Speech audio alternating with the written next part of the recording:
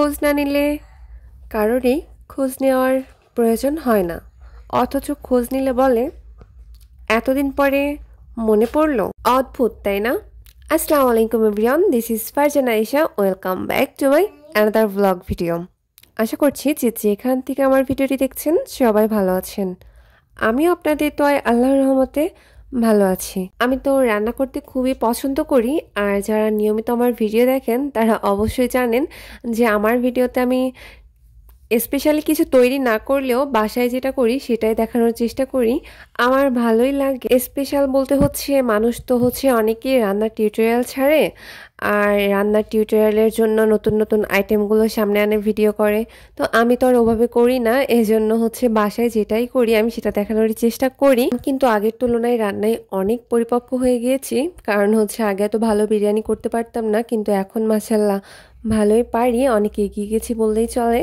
তো এখন হচ্ছে আমি ছোট মাছের চচ্চড়ি করছি। এটা আমার খেতে ভালো লাগে, কিন্তু ছোট মাছটা খেতে ভালো লাগে না। এর বাইরে মাছের বাইরে যেগুলো থাকে এগুলো আমার ভীষণ স্বাদ লাগে।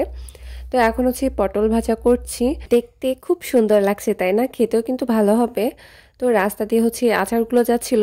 আচারগুলো বলতে আচার যাচ্ছিল না, মানে যে আচারটা বিক্রি করে সে যাচ্ছিল। আর তাদের আচার খেতে আমার কিন্তু খুবই ভালো লাগে, যার জন্য হচ্ছে আমি যখনই শুনি যে রাস্তা দিয়ে আচার যাচ্ছে কাউকে না কাউকে পাঠিয়ে আমি আচার কিনি। আমার এগুলোর স্বাদটাও ভালো লাগে।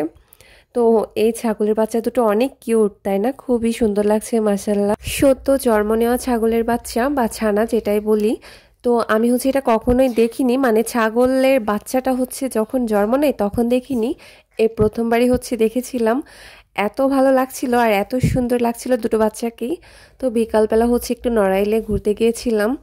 তো বিকালটা অনেক ভালো, যেহেতু শীতকাল ছিল, আর শীতকালে রাস্তার পাশে এইভাবে ছোট ছোট স্টলে পিঠা বানায় আমার দেখতে ভালো লাগে। তো যেহেতু আমি ফুচকা প্রেমী, তো আগে তো ফুচকাটাই খাবো, এটা তো স্বাভাবিক তাই না? তো ফুচকা শেষ করে আমি রাস্তার পাশে বসে আন্টিদের কাছ থেকে একটা ভাপা পিঠা খেলাম, আর এটার স্বাদ আমার ভীষণ ভালো লেগেছিল। না লাগলে তো অবশ্যই খেতাম না তাই না? তারপর হচ্ছে বাটায় যাই শু কিনতে, আর সবকিছুই শেষ করে চলে আসি সোনারগাঁতে। সবাই জানে যে এখানে এসে খেতে আমার ভালো লাগে। তো তারপর বাসায় আসি, আর এদিকে হচ্ছে মাহিমের আপু ওর জন্য জন্মদিন ছিল, এজন্যই হচ্ছে ওর জন্য স্পেশাল একটা গিফট এনেছিল। ওটা ছিল হচ্ছে শালিক পাখি। তো সে ওর জন্মদিনে ও একটু কেক খাওয়াই, তারপর হচ্ছে বাসায় এসি। আর বাসায় এসে আমার কাছে লাইটটা ভীষণ সুন্দর লাগে, আর রুম অন্ধকার থাকলে এর কালার কম্বিনেশনটাও খুব সুন্দর আসে, পার্পল কালারের। আমার তো ভীষণ ভালো লাগে। পাওয়ার ব্যাংকের সাথে অ্যাড করে দিলে এটা খুব সুন্দরভাবে চলে। আর এটা হচ্ছে আমার স্পেশাল পাওয়ার ব্যাংক, তো আমার খুবই পছন্দের আর খুব প্রিয়। এটা আমার ভীষণ দরকার হবে বৃষ্টির দিনে। তো যাই হোক, সবাই ভালো থাকবেন। আল্লাহ হাফেজ।